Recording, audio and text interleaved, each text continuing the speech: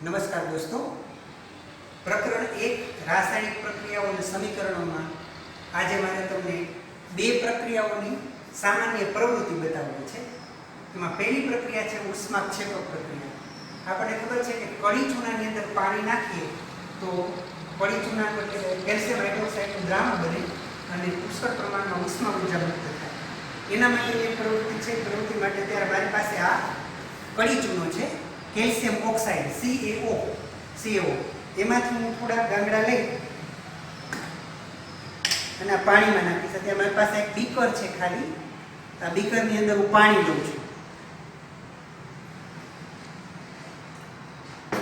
અને પાણીનું તાપમાન આ થર્મોમીટર મૂકીને તમને બતાવું છું. અત્યારે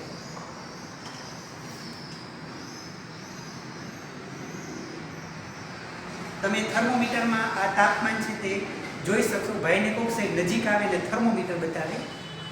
થર્મોમીટરમાં આ તાપમાન આપણને 20 ડિગ્રી સેન્ટીગ્રેડ જેટલું બતાવે છે. બરાબર છે? આ 20 ડિગ્રી જેટલું જે તાપમાન છે, તાપમાન આપણે એટલું રાખીને એની અંદર હું ચૂનાના ગાંગડા નાખું છું.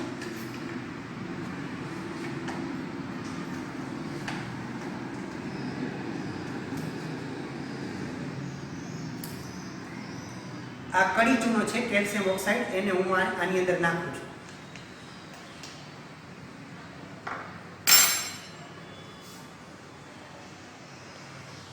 આમાં જોઈ શકશો તમને અવાજ પણ સંભળાશે અને અંદરથી પરપોટા નીકળતા પણ દેખાશે.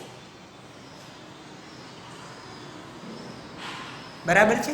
એ કાર્બન ડાયોક્સાઇડ છે, એની અંદર હું આ થર્મોમીટર મૂકું છું. આપણું થર્મોમીટર આપણને પહેલા 20 ડિગ્રી બતાવતું હતું. એનું તાપમાન છે તે આપણને વધેલું અત્યારે દેખાશે. મને આ તળિયું અત્યારે નીચેથી ગરમ પણ લાગે છે. હું આની અંદર મૂકું એટલે તરત જ આ થર્મોમીટર છે એનો પારો ઉપર ચડશે. જે તમારે જોવાનું છે એ કળી ચૂનાની આ પ્રક્રિયા છે તે ઉષ્માક્ષેપક પ્રક્રિયા છે. તમને દેખાતું હશે,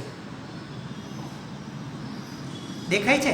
એનું તાપમાન અત્યારે વધીને જુઓ તમે 40 ઉપર આવી ગયું છે. 40 ઉપર છે. બરાબર દેખાતું હશે, દેખાય છે ને? 40 ઉપર મતલબ અત્યારે 50 ઉપર 45 થઈ ગયું છે. કહેવાનો મતલબ આપણો એ છે કે આ પ્રક્રિયા ઉષ્માક્ષેપક છે. એટલે કે જ્યારે આપણે કળી ચૂનાની પાણી સાથે પ્રક્રિયા કરી તો કેલ્શિયમ હાઇડ્રોક્સાઇડ બને અને કેલ્શિયમ હાઇડ્રોક્સાઇડની સાથે ઉષ્મા ઉર્જા છે તે મુક્ત થાય. એટલે આ કળી ચૂનો છે એને આપણે દિવાલ ધોળવા માટે ઉપયોગ કરીએ છીએ. પણ દોસ્તો, આ એક પ્રકારની આ પ્રક્રિયા રહી સંયોગીકરણની પ્રક્રિયા પણ છે. કારણ કે આની અંદર બે જુદા જુદા પદાર્થો છે તે ભેગા થઈ અને એક જ નિપજ મળે છે. એટલે સંયોગીકરણની પ્રક્રિયાનું પણ આ ઉદાહરણ છે અને ઉષ્માક્ષેપક પ્રક્રિયાનું પણ આ જ ઉદાહરણ છે. દોસ્તો, ત્યાર પછીનો આપણો પોઈન્ટ છે વિઘટન પ્રક્રિયા. આ વિઘટન પ્રક્રિયા છે. વિઘટન પ્રક્રિયા માટે હું તમને બે નાની નાની પ્રવૃત્તિ બતાવું છું. થોડી જ વારમાં એ પ્રવૃત્તિ તમારી સામે રજૂ કરું છું. નમસ્કાર દોસ્તો, હવે તમને હું વિઘટન પ્રક્રિયાની એક પ્રવૃત્તિ બતાવું. વિઘટન પ્રક્રિયામાં આપણે લેડ નાઇટ્રેટ છે એનું વિઘટન કરવાનું છે. લેડ નાઇટ્રેટ છે મારી પાસે પાવડર રૂપમાં છે. લેડ નાઇટ્રેટ આ સફેદ છે, તમે જોઈ શકો છો. લેડ નાઇટ્રેટ એને હું આ ટેસ્ટ ટ્યુબની અંદર લઉં છું. આશરે 2 ગ્રામ જેટલું લેડ નાઇટ્રેટ આપણે લેવાનું છે. એટલે 2 ગ્રામ જેટલું લેડ નાઇટ્રેટ હું આની અંદર નાખું છું.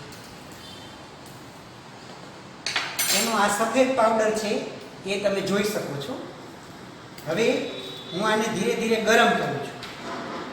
ગરમ કરવા માટે આપણી પાસે એક બર્નર છે. બર્નર ચાલુ કરીને હું એને ગરમ કરું.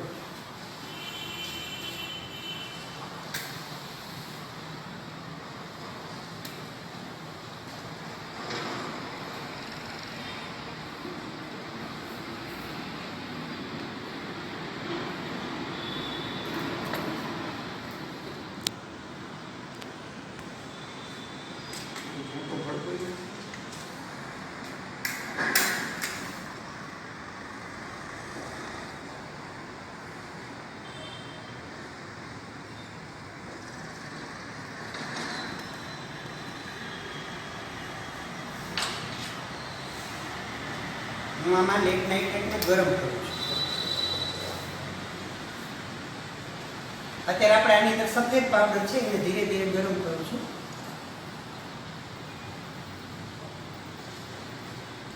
આ પ્રક્રિયા વિઘટન પ્રક્રિયા છે. લેડ નાઇટ્રેટનું વિઘટન થશે એટલે આપણે પ્રક્રિયામાં માત્ર એક જ વસ્તુ દેખાવાની છે. રાતા તપકીરિયા રંગનો વાયુ અંદરથી નીકળશે. એ વાયુ છે એ વાયુ નાઇટ્રોજન ડાયોક્સાઇડ વાયુ છે. વાયુ ઓક્સાઇડ નજીક લાગે થોડું અંદર તડતડ અવાજ પણ તમને આવતો હશે.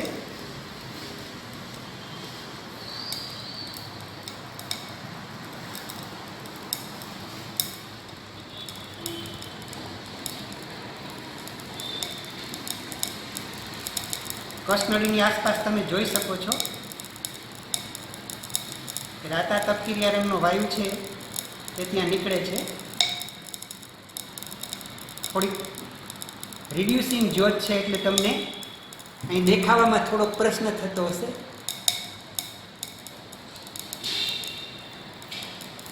ટેસ્ટ ટ્યુબ છે તે થોડી કાળી થઈ જાય પણ ઉપરના ભાગમાંથી હવે રાતા તપકીરિયા રંગનો વાયુ છે તે નીકળવાનો ચાલુ થયો છે. તમે વિઘટન થાય એના માટેનો તડતડ અવાજ સાંભળી શકતા હશો.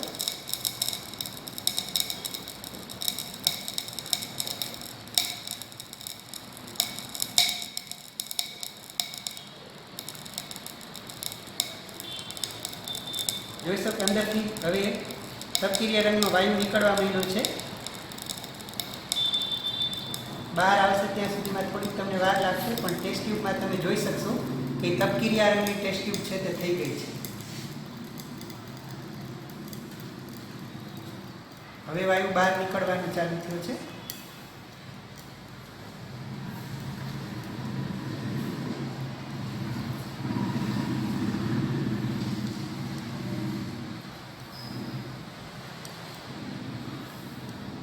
ટેસ્ટ ટ્યુબના ઉપરના ભાગમાં આખી તપકીરિયા રંગની ટેસ્ટ ટ્યુબ તમે જોઈ શકશો. અંદરથી ટેસ્ટ ટ્યુબમાંથી વાયુ બહાર નીકળે છે. હવે એ નાઇટ્રોજન ડાયોક્સાઇડ વાયુ છે. સફેદ કલરનો એકલો આપણો પાવડર હતો તો પણ એમાંથી અત્યારે રાતા તપકીરિયા રંગનો નાઇટ્રોજન ડાયોક્સાઇડ વાયુ છે તે બહાર નીકળી ગયો છે. તમે જોઈ શકો છો. તમને દેખાતું હશે દોસ્તો.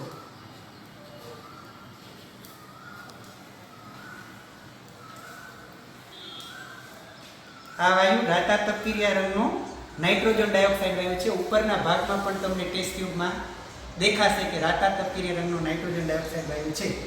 એની સાથે સાથે અહીંયા નાઇટ્રોજન ડાયોક્સાઇડ વાયુ 4NO2 લેડ ઓક્સાઇડ છે તે નીચે હોય અને ઓક્સિજન પણ હોય પણ અત્યારે આપણે ઓક્સિજનને જુદો કરીને બતાવી શકીએ નહીં. બંને વાયુ સાથે નીકળતા હોય એમાંથી માત્ર નાઇટ્રોજન ડાયોક્સાઇડને આપણે રાતા તપકીરિયા રંગના કારણે ઓળખી શકીએ છીએ કે નાઇટ્રોજન ડાયોક્સાઇડ વાયુ ત્યાં ઉત્પન્ન થયેલો છે. આમ કોઈ એક જ પ્રક્રિયક લઈ અને એમાંથી જુદી જુદી જો નિપજો બનતી હોય તો એવી પ્રક્રિયાને આપણે વિઘટન રાસાયણિક પ્રક્રિયા કહીએ છીએ. એમ લેડ નાઇટ્રેટનું વિઘટન કરતા લેડ ઓક્સાઇડ અને નાઇટ્રોજન ડાયોક્સાઇડ બને છે એના માટેની આ પ્રક્રિયા છે દોસ્તો. હવે બીજી એક પ્રક્રિયા તમને બતાવું છું થોડી જ વારમાં. આ ફેરસ સલ્ફેટ છે. ફેરસ સલ્ફેટના સ્ફટિકો તમને આછા લીલા રંગના દેખાય છે. આ આછા લીલા રંગના ફેરસ સલ્ફેટના જે સ્ફટિકો છે એને હું ટેસ્ટ ટ્યુબમાં લઉં છું.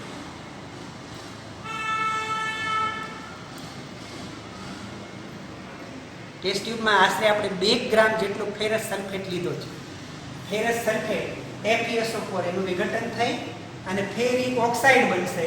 સલ્ફર ડાયોક્સાઇડ અને સલ્ફર ટ્રાયોક્સાઇડ વાયુ સફેદ ધુમાડા રૂપે વાયુ સ્વરૂપે બહાર નીકળશે. પણ છેલ્લે આપણે અહીંયા રાતા અથવા તપકીરિયા રંગનો ફેરિક ઓક્સાઇડ છે ફેરિક ઓક્સાઇડ ટેસ્ટ ટ્યુબમાં આપણને જોવા પડશે. આ પ્રક્રિયા પણ વિઘટન રાસાયણિક પ્રક્રિયા છે જે હું તમને દર્શાવવા કોશિશ કરું છું. બતાવો.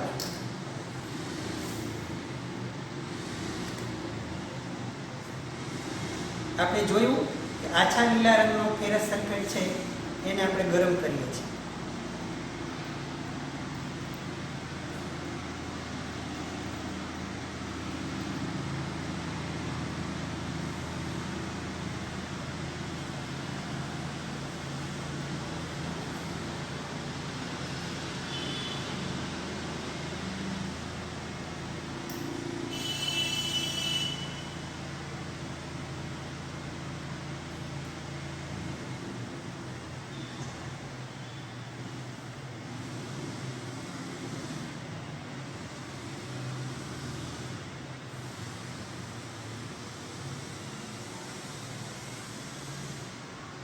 થોડોક સજળ ફેરિક ઓક્સાઇડ હોય, ફેરસ સલ્ફેટ હોય, એટલે ટેસ્ટ ટ્યુબની ઉપરના ભાગમાં તમને નાના નાના પાણીના ટીપા દેખાશે. જ્યારે શુષ્ક થશે ત્યારે પાછું ગરમ થઈને એનું વિઘટન થઈ એમાંથી વાયુ નીકળવાની શરૂઆત થશે.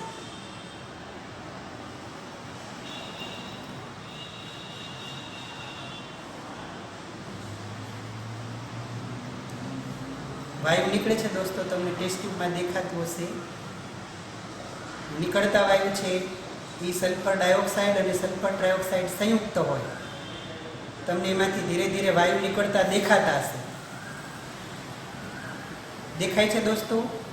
વાયુ નીકળે છે, બરાબર છે?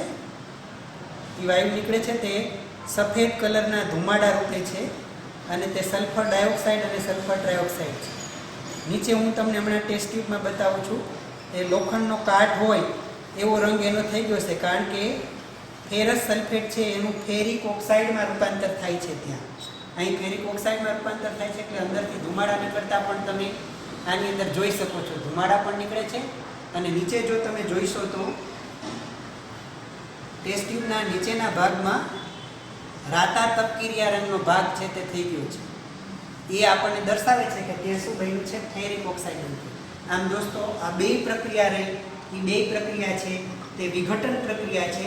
ફેરસ સલ્ફેટનું વિઘટન અને લેડ નાઇટ્રેટનું વિઘટન, આ બે મેં તમને બતાવ્યું છે. પાછું જ્યારે તમને પેલો પાઠ શરૂ કરું ત્યારે આ પ્રક્રિયા વિશે વિસ્તારથી વાત કરું છું. અત્યારે આપણે આ બે પ્રવૃત્તિ અહીંયા આપણી આજે પૂરી કરીએ છીએ. નમસ્કાર. નમસ્કાર દોસ્તો. તો કહેવાય છે કે જલે દ્રક્ષે તેલે દ્રક્ષે રક્ષિત શિથિલ બંધના મૂર્ખ હસ્તે દાતવ્ય ઇતિ વચન પુસ્તક. આપણું પુસ્તક છે એ આપણને એવું કહે છે કે જલે દ્રક્ષ અર્થાત પાણીથી મારું રક્ષણ કરો, તેલે દ્રક્ષ મતલબ તેલથી મારું રક્ષણ કરો, શિથિલ બંધનથી મારું રક્ષણ કરો. આ બધું કરશો તો એ કદાચ ચાલશે, પણ મૂર્ખ હસ્તે ન દાતવ્ય. મૂર્ખ માણસના હાથમાં મને ના આપો, કારણ કે મારી અંદર લખાયેલા જે સત્ય અને સાચા વિચારો છે એને મૂર્ખ માણસ પોતાને તે અર્થઘટન કરશે. આમે વાંચ્યા પછી, વિચાર્યા પછી એનું અર્થઘટન કેવું થાય છે એના ઉપર જ વિચારનો આધાર રહેલો હોય છે. તેથી આપણે હંમેશા એ ધ્યાન રાખવું જોઈએ કે વાંચ્યા પછી પણ તેનું અર્થઘટન છે તે શ્રેષ્ઠ રીતે થાય. તો પુસ્તક એવા માણસોની અંદર, એવા માણસોની હાથમાં ન જવું જોઈએ કે જે માણસ છે તે પુસ્તકની અંદર લખાયેલી મૂળભૂત વાતો છે, સનાતન સત્ય સિદ્ધાંતો છે, એને ફેરવીને પોતાની રીતે ચલાવે અને સમાજમાં અશાંતિ અને અરાજકતા ફેલાવે. આમ એક પુસ્તક કોઈ પણ સાચવવું જ જોઈએ, પણ મૂળ જે સાચવવાની વાત છે તે પુસ્તકની અંદરના વિચારને સાચવવાની વાત છે. પુસ્તકની અંદરની મુખ્ય મૂળભૂત સિદ્ધાંત છે એને સાચવવાની વાત છે. તેથી તમે પણ દરેક પુસ્તકો છે એ પુસ્તકની અંદરના મૂળભૂત સિદ્ધાંતને સમજો, એના વિચારને સમજો અને વિચારને સમજી અને જીવનમાં આગળ વધો એવી શુભેચ્છા સાથે આપણે આજનું કામ આપણું શરૂ કરીએ. દોસ્તો, આજે મેં તમને શરૂઆતમાં જ અહીંયા એવી પ્રવૃત્તિ બતાવી છે કે જે પ્રવૃત્તિને કારણે આપણે વિઘટન રાસાયણિક પ્રક્રિયાઓ સમજી શકશું. એટલે એ ત્રણ પ્રવૃત્તિઓ છે એ પ્રવૃત્તિઓ મારે તમને એની વાત પહેલા શરૂઆતમાં કરવી છે. ત્યારબાદ વિઘટન રાસાયણિક પ્રક્રિયા એટલે શું તેના ઉદાહરણો અને ઉષ્મા શોષક પ્રક્રિયા એટલે શું તેના ઉદાહરણો એટલી આજે આપણે વાત કરવાના છીએ. તો દોસ્તો, આજે હમણાં જ મેં તમને લેબોરેટરીની અંદર ત્રણ પ્રવૃત્તિ બતાવી. આ પ્રવૃત્તિમાં એક પ્રવૃત્તિ હતી ઉષ્માક્ષેપક પ્રક્રિયા કે જેની અંદર આપણે ચૂનાના ગાંગડાને પાણીમાં નાખીને જોયું તો થર્મોમીટરમાં એનું તાપમાન વધતું આપણને દેખાયું. અર્થાત જે રાસાયણિક પ્રક્રિયા દરમિયાન નિપજના નિર્માણની સાથે ઉષ્મા મુક્ત થતી હોય એવી રાસાયણિક પ્રક્રિયાને આપણે ઉષ્માક્ષેપક રાસાયણિક પ્રક્રિયા કહીએ છીએ. એ પ્રવૃત્તિ દ્વારા આપણે જોયું હતું. અને બીજી બે પ્રક્રિયા છે એની વાત આપણે આ વિઘટન રાસાયણિક પ્રક્રિયા છે એની સાથે સાથે આપણે કરવાના છે. તેથી એની વાત હું તમને યાદ કરું. પહેલા તમને વિઘટન રાસાયણિક પ્રક્રિયા એની વાત કરું.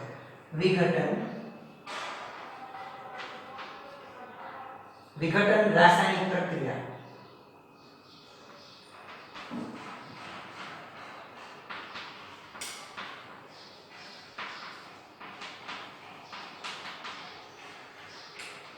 જે રાસાયણિક પ્રક્રિયામાં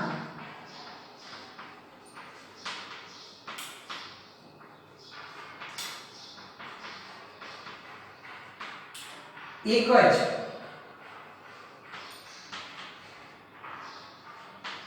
પ્રક્રિયકમાંથી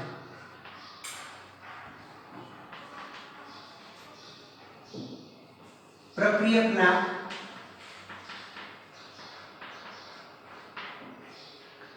લાઈટ ચાલુ પ્રક્રિયકના બંધો તૂટવાથી એક કરતા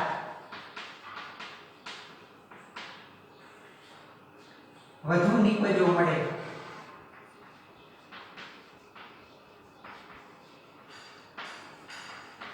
તેવી રાસાયણિક પ્રક્રિયાને વિઘટન રાસાયણિક પ્રક્રિયા કહે છે.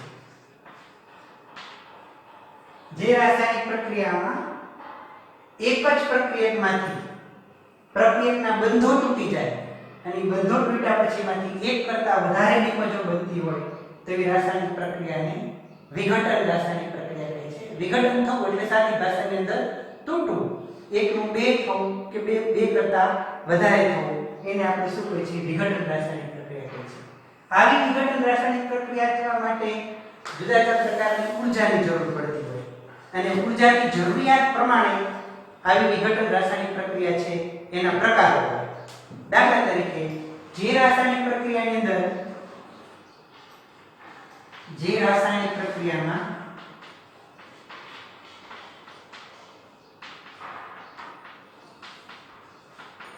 પ્રક્રિયકો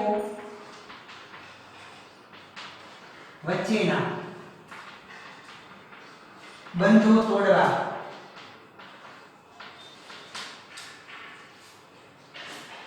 ઉષ્માની જરૂર પડતી હોય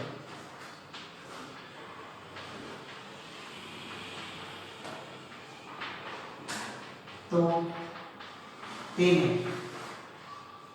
ઉષ્મીય વિઘટન કહે છે.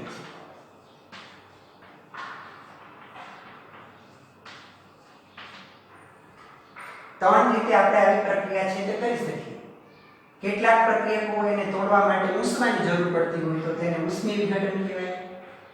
કેટલાકમાં છે તે સૂર્યપ્રકાશની જરૂર પડે તો તેને પ્રકાશીય વિઘટન કહેવાય. અને કેટલીક પ્રક્રિયાઓ છે એની અંદર વિદ્યુતની જરૂર પડતી હોય તો એને વિદ્યુત વિઘટન રાસાયણિક પ્રક્રિયા છે તે કહેવાય. આમ આવી ત્રણ પ્રકારની પ્રક્રિયાઓ છે એ પ્રક્રિયાની આપણે આની અંદર વાત કરવાની છે.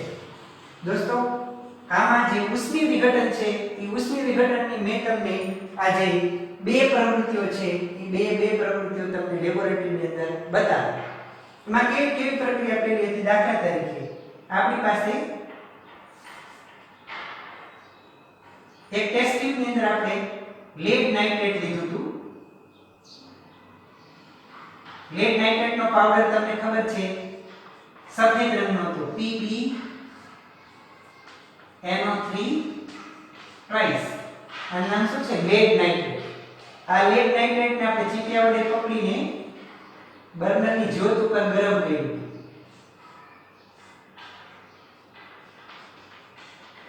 તો આ જે લેડ નાઇટ્રેટ છે એનું વિઘટન થઈ આની અંદરથી રાતા તપકીરિયા રંગનો વાયુ નીકળતો હતો જે આપણે જોયું. બરાબર છે? ઈ જે પહેલી પ્રક્રિયા છે ઈ પ્રક્રિયા વિઘટન રાસાયણિક પ્રક્રિયા છે કારણ કે એની અંદર વિઘટન માટે ઉષ્માની જરૂર પડી. તો એમાં પ્રક્રિયા આવી બની PbNO3 ટ્વાઇસ. આ લેડ નાઇટ્રેટનું ઉષ્મીય વિઘટન થયું. ઉષ્મીય વિઘટન દર્શાવવા માટે આવી ત્રિકોણાકાર નિશાની છે. આ નિશાનની મદદથી આપણે એવું દર્શાવીએ છીએ કે આ પ્રક્રિયામાં આપણે ઉષ્મા ઊર્જા છે તે વાપરી છે. લેડ નાઇટ્રેટનું વિઘટન થાય તો એની અંદરથી લેડ ઓક્સાઇડ બને PbO, રાતા તપકીરિયા રંગનો નાઇટ્રોજન ડાયોક્સાઇડ વાયુ બને NO2 અને ઓક્સિજન વાયુ છે તે મુક્ત થાય. આ પ્રકારની પ્રક્રિયા છે ઈ પ્રક્રિયા વિઘટન રાસાયણિક પ્રક્રિયા છે. એમાં જે આપણને રાતા તપકીરી આયરનમાં વાયુ નીકળતો દેખાય છે તે જ આ નાઇટ્રોજન ડાયોક્સાઇડ. આ બધાના નામ દોસ્તો યાદ રાખજો. આનું નામ છે લેડ નાઇટ્રેટ, આનું નામ છે લેડ ઓક્સાઇડ,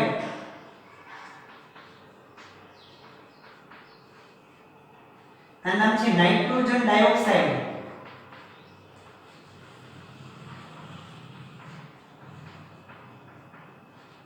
અને આ છે ઓક્સિજન. જોજો દોસ્તો, અહીંથી તમે ધ્યાન રાખશો તો તમને ખબર પડશે અહીંયા કે આ સમીકરણ સંતુલિત નથી. આ સમીકરણને જો તમારે સંતુલિત કરવું હોય તો અહીંયા લેડ નાઇટ્રેટના આ બાજુ જે અણુ બને છે અને ઓક્સિજનના જે અણુ બને છે તમે જોઈશો તો અહીં તમને નાઇટ્રોજન 2 દેખાય છે. તો અહીં પહેલા નાઇટ્રોજન છે એ 2 દેખાય છે અને ઓક્સિજન છે તે 6 છે. અહીં આ બાજુ ઓક્સિજન 1 ને 2 3 ને 2 5 છે. તો પહેલા હું અહીંયા આ લેડ નાઇટ્રેટ છે બાજુમાં બગડો કરું. બગડો કરીશ તો તરત જ અહીંયા લેડ છે તે 2 થયા, તો અહીં પણ બગડો કરવો પડે. પણ તમે અહીં જોઈશો તો નાઇટ્રોજન 2 દુ ને 4 થયા, તો અહીં ચોકડો કરવો જ પડે તો જ 4 નાઇટ્રોજન થશે. બરાબર. તો હવે આપણે જોઈએ આ બાજુ લેડ છે તે 2 થયા, અહીંયા લેડ 2 થયા, અહીં છે કે નાઇટ્રોજન આ 2 દુ 4 થયા, અહીં નાઇટ્રોજન 4 થયા, અહીં ઓક્સિજન ગણશો તો 3 દુ 6 6 દુ 12, આ બાજુ 2 4 દુ 8 8 ને 2 10 10 ને 2 12, એટલે બધા થઈ ગયા. અર્થાત આ સમીકરણ હવે કેવું છે? સંતુલિત રાસાયણિક સમીકરણ છે. આ પ્રક્રિયા વિઘટન રાસાયણિક પ્રક્રિયા છે. બીજી મેં તમને બતાવી હતી પ્રક્રિયા, એની અંદર અહીંયા ફેરસ સલ્ફેટના સ્ફટિકો નાખ્યા હતા, FeSO4. આમ તો FeSO4 7H2 હોય, સજળ ફેરસ સલ્ફેટના સ્ફટિક હોય, આપણે એવા જ સ્ફટિકો છે ત્યાં પસંદ કર્યા હતા. મેં તમને ત્યારે કીધું હતું કે એનો રંગ કેવો છે? આછો લીલો, આછો લીલો. આ આછા લીલા રંગના સ્ફટિકને આપણે ગરમ કર્યા તો થોડીક વારમાં એમાંથી પણ આપણને સફેદ કલરના સલ્ફર ડાયોક્સાઇડ અને સલ્ફર ટ્રાયોક્સાઇડના ધુમાડા નીકળતા દેખાણા હતા. મતલબ આ પ્રક્રિયા એ પણ કેવી પ્રક્રિયા છે? આ પ્રક્રિયા પણ વિઘટન રાસાયણિક પ્રક્રિયા છે. અર્થાત આવું થયું હતું ત્યાં. બીજી વિઘટન પ્રક્રિયાનું ઉદાહરણ આવું કે FeSO4 ફેરસ સલ્ફેટના સ્ફટિકો છે એનું જો આપણે ઉષ્મીય વિઘટન કરીએ, ઉષ્માની હાજરી વિઘટન કરીએ તો એની અંદરથી Fe2O3 બને, જે આપણને કસ્મેટના તળિયે રાતા તપકીરી આયરનનો પદાર્થ દેખાતો હતો. એનું નામ છે ફેરિક ઓક્સાઇડ. શું છે? Ferric oxide. અને સલ્ફર ડાયોક્સાઇડ SO2 અને સલ્ફર ટ્રાયોક્સાઇડ SO3 આ બંનેના સંયુક્ત ધુમાડા પણ નીકળતા હતા. અહીં તમે જોશો તો આનું નામ છે સલ્ફર ડાયોક્સાઇડ. આ સલ્ફર ડાયોક્સાઇડ અને આ છે સલ્ફર ટ્રાયોક્સાઇડ. ટ્રાયોક્સાઇડ આવા શબ્દ તમારે વારંવાર આવશે: મોનો, ડાઈ, ટ્રાઈ, ટેટ્રા, પેન્ટા, હેક્સા, હેપ્ટા. પણ મોનો એટલે એક થાય. દાખલા તરીકે આપણે કીધું CO કાર્બન મોનોક્સાઇડ, આમ લખતા હોય CO2 કાર્બન ડાયોક્સાઇડ, અહીં લખ્યું આપણે SO3 તો સલ્ફર ટ્રાયોક્સાઇડ. મોનો, ડાઈ, ટ્રાઈ. એમ અહીંયા અત્યારે આપણે સલ્ફર ડાયોક્સાઇડ અને સલ્ફર ટ્રાયોક્સાઇડ થયા. આને સંતુલન કરવું આ આપણું શું છે? Ferrous sulphate. Ferrous sulphate. આ ફેરસ સલ્ફેટના સ્ફટિકનો રંગ કેવો છે? આછો લીલો. અહીંયા Fe2 છે એટલે અહીં બગડો કરીએ તો અહીં કેટલા થયા? 2Fe. તો અહીં Fe તો 2 છે. પછી અહીં કેટલા થયા? S2. આ 1 અને 2S. ઓક્સિજન કેટલા થયા? 4 દુ 8. એટલે અહીં થયા 3 3 ને 2 5 5 ને 3 એટલે એ પણ પૂર્ણપણે સંતુલિત છે. આવા સમીકરણ આ પ્રક્રિયા વખતે આપણે મેં તમને શરૂઆતમાં કીધું હતું કે જુઓ અહીં કસનળીના ઉપરના ભાગમાં થોડા થોડા પાણીના ટીપકા એ ચોટેલા દેખાય, કારણ કે એ સજળ સલ્ફેટ હોય તો એને કારણે થોડોક પેલા એ પાણીના અણુ ઉડે, એના અહીંયા ટીપા થાય, ત્યાર પછી આની અંદરથી સલ્ફર ડાયોક્સાઇડ અને સલ્ફર ટ્રાયોક્સાઇડના ધુમાડા છે તે નીકળતા આપણને દેખાય. તો દોસ્તો આ પ્રક્રિયા એ પ્રક્રિયા કેવા પ્રકારની પ્રક્રિયા છે? વિઘટન રાસાયણિક પ્રક્રિયા. પણ કેવી વિઘટન રાસાયણિક પ્રક્રિયા? ઉષ્મીય વિઘટન. આ પ્રક્રિયાને કેવી કહેવાય? ઉષ્મીય વિઘટન પ્રક્રિયા કહેવાય. દોસ્તો આમાં ત્રીજું એક ઉદાહરણ પણ છે જે આપણે વારંવાર બીજે પણ જોયું હોય. કેવા પ્રકારનું આવું રાસાયણિક પ્રક્રિયા છે તે આપણે જોયું હોય. દાખલા તરીકે CaCO3 ચૂનાનો પથ્થર, આરસપાણ જેને તમે કહો છો તે, એનું પણ ઊંચા તાપમાને વિઘટન કરવામાં આવે. તેમાંથી CaO એટલે કડી ચૂનું અને કાર્બન ડાયોક્સાઇડ બને. આ પ્રક્રિયા તો સંપૂર્ણપણે સંતુલિત છે. CaCO3 એટલે કેલ્શિયમ કાર્બોનેટ, CaO એટલે કેલ્શિયમ ઓક્સાઇડ અને CO2 એટલે કાર્બન ડાયોક્સાઇડ. એટલે કે એક જ પ્રકારની આપણી જે પ્રક્રિયક છે અથવા પદાર્થ છે એને ગરમ કરવાથી એકથી વધારે પ્રકારની નિપજો મળતી હોય તો એવી રાસાયણિક પ્રક્રિયાને આપણે કહીએ છીએ વિઘટન રાસાયણિક પ્રક્રિયા. પણ વિઘટન રાસાયણિક પ્રક્રિયાના 3 પ્રકાર છે. એમાં ઉષ્મીય વિઘટન, પછી પ્રકાશીય વિઘટન અને વિદ્યુત વિઘટન. એમાં આપણે પહેલી જે વાત કરીએ ત્યારે 3 પ્રક્રિયા એક એવી પ્રકારની વિઘટન પ્રક્રિયા છે. અત્યારે આપણે આ જે વાત કરી તે ઉષ્મીય વિઘટન. આ આપણું અત્યારે ઉષ્મીય વિઘટન છે. આ 3 ઉદાહરણ રહ્યા તે ઉષ્મીય વિઘટનના છે. ત્યાર પછી દોસ્તો બીજા પ્રકારના વિઘટનની આપણે વાત કરીએ.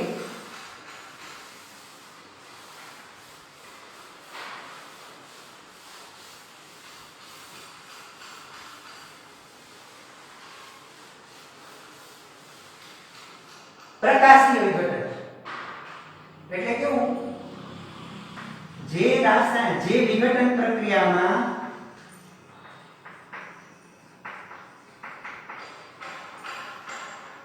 પ્રક્રિયકો વચ્ચેના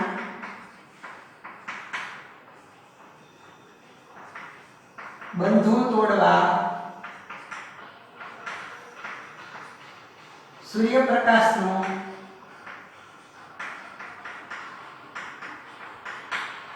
ઉપયોગ થતો હોય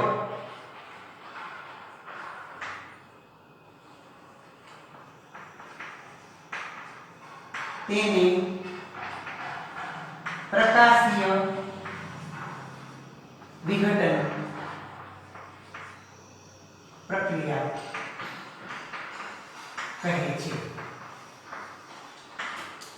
દાખલા તરીકે આપણી પાસે નાનકડી કાચની વાટકી હોય, કાચની બાષ્પ વાટકી અથવા તો આપણી જે ચાની ડીશ છે તે હોય તોય ચાલે.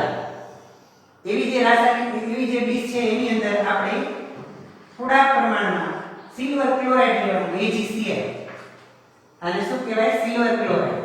આવું જે સિલ્વર ક્લોરાઇડ છે એ સિલ્વર ક્લોરાઇડ AgCl એ જો આપણે એનું સૂર્યપ્રકાશની હાજરીમાં ખુલ્લું રાખીએ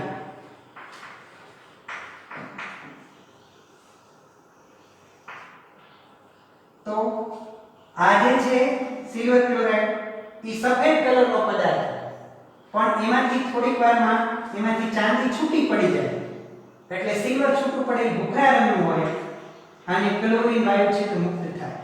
તો અહીં બગડો કરવો પડે અને અહીં પણ બગડો કરવો પડે ત્યારે સમીકરણ સંતુલિત થાય. આમાં એક જ પ્રક્રિયકમાંથી બે નિપજો બને છે. આ પણ વિઘટન રાસાયણિક પ્રક્રિયા જ છે, પણ અહીં વિઘટન કરવા માટે આપણે સૂર્યપ્રકાશનો ઉપયોગ કરેલો છે.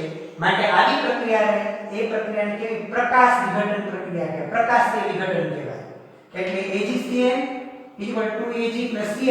આનું નામ છે સિલ્વર ક્લોરાઇડ, આનું નામ છે સિલ્વર એટલે ચાંદી અને આનું નામ છે ક્લોરીન. એવી રીતે બીજી પ્રક્રિયા છે સમજો આવી રીતના AgBr, આનું નામ છે સિલ્વર બ્રોમાઇડ.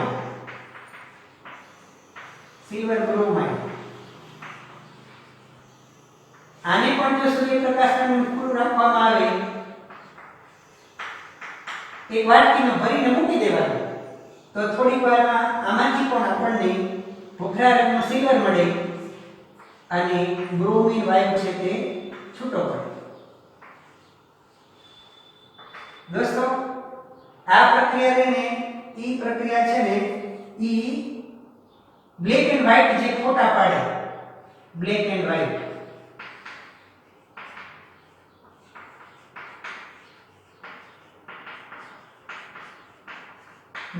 ફોટોગ્રાફીમાં આનો ઉપયોગ થાય. કેવી રીતે? એટલે કે પહેલાના જમાનાની અંદર આવતા પેલા કેમેરાના રોલ આવતા. એ કેમેરાના રોલ ઉપર સિલ્વર બ્રોમાઇડ લગાડેલો. પછી આપણા પર આમ ફોટો પાડે એટલે ક્લિક કરે તો પ્રકાશના કિરણો આપણા મોઢા ઉપર પડે અને એથી પરાવર્તન થઈ પાછા એ કેમેરાના રોલ ઉપર જાય. તો કેમેરાના રોલ ઉપર જાય તો જે જગ્યાએ આ સિલ્વર બ્રોમાઇડ ચોટેલું છે તે બ્રોમિનનું વિઘટન કરી નાખે અને માત્ર સિલ્વર રાખે તો એને કારણે આપણી આખી છાપ છે તેની ઉપર ઊભી થાય અને નેગેટિવમાંથી પછી પોઝિટિવ કરી અને આપણા ફોટા છે તે કાઢવામાં આવતા હોય. આવી જે રાસાયણિક પ્રક્રિયા છે એ પ્રક્રિયા આ પ્રકાશીય વિઘટન પ્રક્રિયા છે. એ આપણે ધ્યાનમાં રાખવાનું છે. બરાબર? તો વિઘટન રાસાયણિક પ્રક્રિયાનો બીજો પ્રકાર પણ આપણે જોયો કયો પ્રકાશીય વિઘટન પ્રક્રિયા. અને વિઘટન રાસાયણિક પ્રક્રિયાનો અંતિમ એટલે કે છેલ્લો પ્રકાર છે તે છે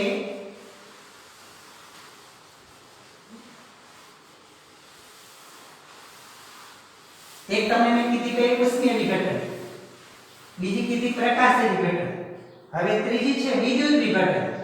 એટલે જે રાસાયણિક પ્રક્રિયામાં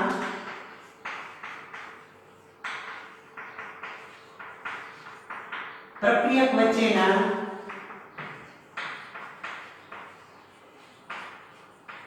બંધો તોડવા વિદ્યુતનો ઉપયોગ થતો હોય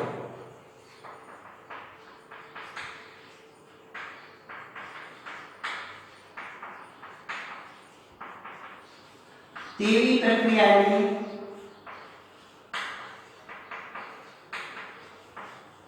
વિદ્યુત વિઘટન કહે છે. જો દોસ્તો તમે જોયું હશે કે વિઘટન કરવા એટલે કે પ્રક્રિયકો વચ્ચેના બંધ તોડવા માટે ઉષ્મા વાપરવામાં આવે તો ઉષ્મીય વિઘટન, જો સૂર્યપ્રકાશનો ઉપયોગ કરવામાં આવતો હોય તો પ્રકાશ વિઘટન અને જો વિદ્યુતનો ઉપયોગ કરવામાં આવતો હોય તો વિદ્યુત વિઘટન થાય. આવું ઘરે તમે સાબિત કરી શકો. દાખલા તરીકે આપણો પ્લાસ્ટિકનો કપ લ્યો, પ્લાસ્ટિકનો કપ કે પ્લાસ્ટિકનો ગ્લાસ જે તમારી પાસે હોય એનો ઉપયોગ એમાં કરી શકાય. અહીં બે પૂંછ રાખો, પ્લાસ્ટિકના પૂંછા બે બાજુ બે પ્લાસ્ટિક રબરના પૂંછ રાખો. આ રબરના પૂંછની અંદર આપણે જે સેલ હોય ને એ સેલને ભાંગી નાખો એટલે અંદરથી વચ્ચે આવો એક કાળો રોડ નીકળે, એને ગ્રેફાઇટનો ધ્રુવ કહેવાય. એવા બે ધ્રુવ અહીં ખોસો, ગ્રેફાઇટના ધ્રુવ છે ને એ નિષ્ક્રિય ધ્રુવ હોય. એવા બે ધ્રુવને આની અંદર ખોસવાના. પછી આની સાથે બેટરી જોડવાની. એક સાથે બેટરીનો ધન છેડો અને બીજો છે તે બેટરીનો ઋણ છેડો, બે જોડી અને તમે 6 વોલ્ટ કે 12 વોલ્ટની બેટરી છે એ સાથે આને જોડી શકો. આની અંદર આમાં આ ધ્રુવ થૂબે એટલું પાણી ભરી દેવાનું, થોડુંક મંદ સલ્ફ્યુરિક એસિડ નાખવાનું, જેને કારણે આ પ્રક્રિયા છે તે બરાબર વ્યવસ્થિત રીતે થાય, વિદ્યુતનું વહન સરળતાથી થાય એટલા માટે એવું પણ આપણે કરવાનું. પછી આની ઉપરના ભાગમાં પાણી ભરેલી બે ઊંધી ટેસ્ટ ટ્યુબ મૂકી દેવાની. ટેસ્ટ ટ્યુબ પાણીથી ભરેલી હશે પછી એની નીચે આંગળી દબાવીને આની ઉપર રાખી દો એટલે આખી ભરેલી ટેસ્ટ ટ્યુબ છે તે અહીંયા થઈ જાય. સમજો કે આ ધન છેડો છે બેટરીનો, આ ઋણ છેડો છે. તો થોડી વારમાં આની અંદર આખું પેલા પાણી ભરેલું હોય પણ થોડી વારમાં આ ધ્રુવમાંથી પરપોટા નીકળીને ઉપરના ભાગમાં વાયુ જમા થતું જાય. તો અહીં જે ધન ધ્રુવ છે ત્યાં ઓક્સિજન જમા થશે અને ઋણ ધ્રુવ છે ત્યાં હાઇડ્રોજન જમા થશે. એટલે કે પાણીનું તમે વિદ્યુત વિઘટન કરો H2O એ ભરીને એની અંદર વિદ્યુત વિઘટન કરો તો તમને એમાંથી બે વાયુ મળે, હાઇડ્રોજન અને ઓક્સિજન. આ સમીકરણને આપણે સંતુલન કરવું પડે. બે અહીં લખવાના છે, બે અહીં લખો તો સમીકરણ સંતુલન થઈ જશે. તો તમે અહીં જોઈ શકશો કે અહીંયા 1 મોલ અથવા તો 1 અણુ ઓક્સિજન બને ત્યારે 2 અણુ છે તે હાઇડ્રોજનના બને છે. આવું થતું હોવાને કારણે અહીં પણ તમને જોવા મળે કે અહીં જે ઓક્સિજન છે ને એ જ્યારે આટલું થોડું ભરાણ હોય ત્યારે ડબલ ગણું હાઇડ્રોજન થઈ જાય. ઓક્સિજન કરતા હાઇડ્રોજન છે તે ડબલ મળે કારણ કે એની જે રચના છે, અણુરચના છે, અણુરચનાની અંદર જે રાસાયણિક પ્રક્રિયા થાય છે, રાસાયણિક પ્રક્રિયામાં જ્યારે 1 મોલ ઓક્સિજન બને ત્યારે એની સાથે સાથે 2 મોલ હાઇડ્રોજન છે તે બનતા હોય છે. આવી પ્રક્રિયા છે એને આપણે વિદ્યુત વિઘટન કહીએ છીએ. તો દોસ્તો વિઘટન પ્રક્રિયા એટલે એવી રાસાયણિક પ્રક્રિયા કે જે રાસાયણિક પ્રક્રિયામાં એક પ્રક્રિયક વચ્ચેના બંધો તૂટી એક કરતાં વધારે નિપજો છે તે બનતી હોય તો એને આપણે એવી વિઘટન રાસાયણિક પ્રક્રિયા કહીએ છીએ. અને એના માટે જો આપણે ઉષ્મા વાપરતા હોય તો ઉષ્મીય વિઘટન, જો એના માટે સૂર્યપ્રકાશ વાપરતા હોય તો પ્રકાશીય વિઘટન, અને જો એના માટે વિદ્યુત વાપરતા હોય તો વિદ્યુત વિઘટન કહેવાય. દોસ્તો આ મોટા ભાગની વિઘટન પ્રક્રિયા છે ને એ વિઘટન પ્રક્રિયામાં ઉષ્માનું શોષણ થતું હોય. એટલે જે પ્રક્રિયામાં ઉષ્માનું શોષણ થાય એવી રાસાયણિક પ્રક્રિયાને આપણે ઉષ્મા શોષક રાસાયણિક પ્રક્રિયા કહીએ છીએ. આપણે ઉષ્મા ક્ષેપક રાસાયણિક પ્રક્રિયાની વાત કરી છે, પણ ઉષ્મા શોષક રાસાયણિક પ્રક્રિયા છે એની વાત ન કરી. અત્યારે જે આપણે એની જેવી વાત કરવાની છે એટલી વાત હું તમને કહું કે કેને આપણે ઉષ્મા શોષક રાસાયણિક પ્રક્રિયા કહીએ છીએ.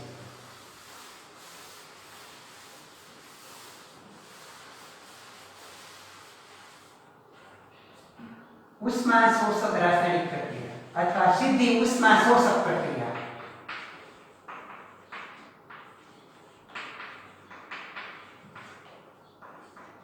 જે રાસાયણિક પ્રક્રિયા થવા માટે ઉષ્માની જરૂર પડે તેવી રાસાયણિક પ્રક્રિયાને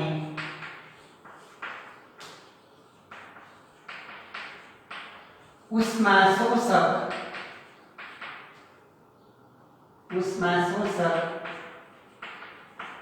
રાસાયણિક પ્રક્રિયા કહે છે.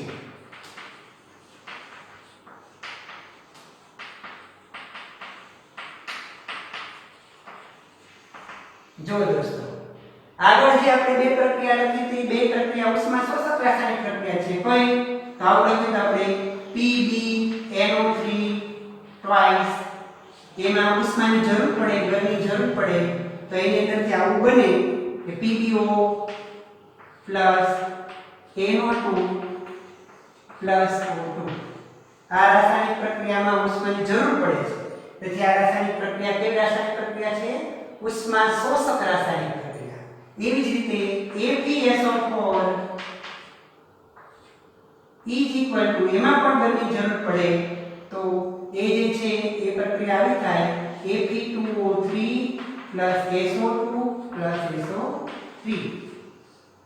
આ રાસાયણિક પ્રક્રિયા પણ કેવી છે? ઉષ્મા શોષક રાસાયણિક પ્રક્રિયા. દોસ્તો આવી જ રાસાયણિક પ્રક્રિયામાં આ વિઘટન રાસાયણિક પ્રક્રિયાનું પણ ઉદાહરણ છે અને ઉષ્મા શોષક રાસાયણિક પ્રક્રિયાનું પણ ઉદાહરણ છે. પણ સાથે સાથે તમને એક આવી પ્રક્રિયા હું તમને કહું, દાખલા તરીકે આવી કોઈ પ્રક્રિયા છે BaOH twice plus Na4Cl is equal to BaCl2 એટલે કે barium chloride, BaCl2 plus ammonia એટલે કે Na3 અને પ્લસ H2O એટલે પાણી. આ પ્રક્રિયામાં તમે જોશો કે અહીંયા પ્રક્રિયા એક કરતા વધારે છે કે વિઘટન રાસાયણિક પ્રક્રિયા આપણે બોલતા હોઈશું ત્યારે આનું ઉદાહરણ નહીં લખીએ, પણ ઉષ્મા શોષકમાં આનું ઉદાહરણ તમારે લખવું હોય તો તમે લખી શકો. આ રાસાયણિક પ્રક્રિયા દરમિયાન ઉષ્માનું શોષણ થાય છે કે તાપમાન છે તે ઘટતું હોય એવા પ્રકારની પ્રક્રિયા થાય તો એવી રાસાયણિક પ્રક્રિયાને આપણે ઉષ્મા શોષક રાસાયણિક પ્રક્રિયા કહીએ છીએ. તો દોસ્તો અત્યારે આજે આપણે જે વાત કરી એ વાતમાં આપણી વાતમાં મુખ્ય વાત હતી વિઘટન રાસાયણિક પ્રક્રિયા અને ઉષ્મા શોષક રાસાયણિક પ્રક્રિયા. આ બે પ્રક્રિયાઓ એકની અંદર આવી જાય, પણ ઉષ્મા શોષકમાં આ બે ઉદાહરણ છે. જે ત્રીજું ઉદાહરણ તમે લખી શકો કેલ્શિયમ કાર્બોનેટ વાળું પણ અહીંયા તમે આ એક ઉદાહરણ છે તે જરૂર લખજો કે બેરિયમ હાઇડ્રોક્સાઇડમાં એમોનિયમ ક્લોરાઇડ સાથે પ્રક્રિયા થાય તો તાપમાન ઘટે છે. એ પ્રક્રિયા રહી તે પ્રક્રિયા પણ કેવી છે? ઉષ્મા શોષક રાસાયણિક પ્રક્રિયા છે. તો દોસ્તો આજે આપણે આટલી પ્રક્રિયાઓ છે, આ પ્રક્રિયાઓ છે આજે આપણે રાખી. હું તમને હોમવર્ક કહું. હોમવર્કની અંદર આ જે છે વિઘટન રાસાયણિક પ્રક્રિયા એટલે શું ઉદાહરણ આપી સમજાવો, અને બીજું છે ઉષ્મા શોષક પ્રક્રિયા એટલે શું ઉદાહરણ આપી સમજાવો. એની સાથે સાથે હું તમને આગળ જે થોડુંક છે એનું એક પેજ હું તમને કેમેરાની અંદર બતાવવા કોશિશ કરું, તે પણ તમે છે તે જોવા કોશિશ કરજો અને એના જવાબ આપવા માટે કોશિશ કરજો. જવાબ સરળતાથી તમે આપી શકશો. હું તમને કેમેરાની અંદર એ પેજ છે તે બતાવું છું. એ પેજ છે તે તમે જોઈ શકશો. એ પણ તમારું હોમવર્ક થશે.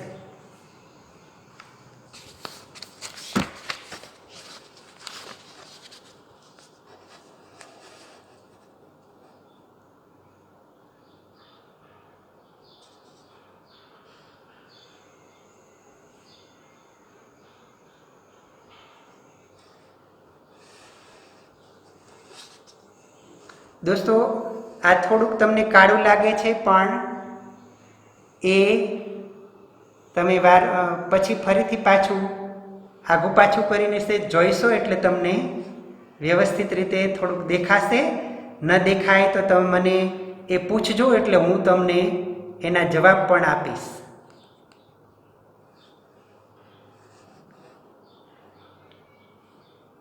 હું જાણું છું કે આ કાળા પેજ ઉપર થોડુંક ઝેરોક્સ થયેલું છે એટલે થોડુંક તમને એવું લાગશે, પણ પ્રશ્નો બધા બિલકુલ સીધા સાદા છે. એના જવાબો તમે આપી શકશો. આજે આપણે આટલું રાખીએ. તો દોસ્તો, ફરીથી મળીશું પાછા આપણે આવતીકાલે. ત્યાં સુધી નમસ્કાર.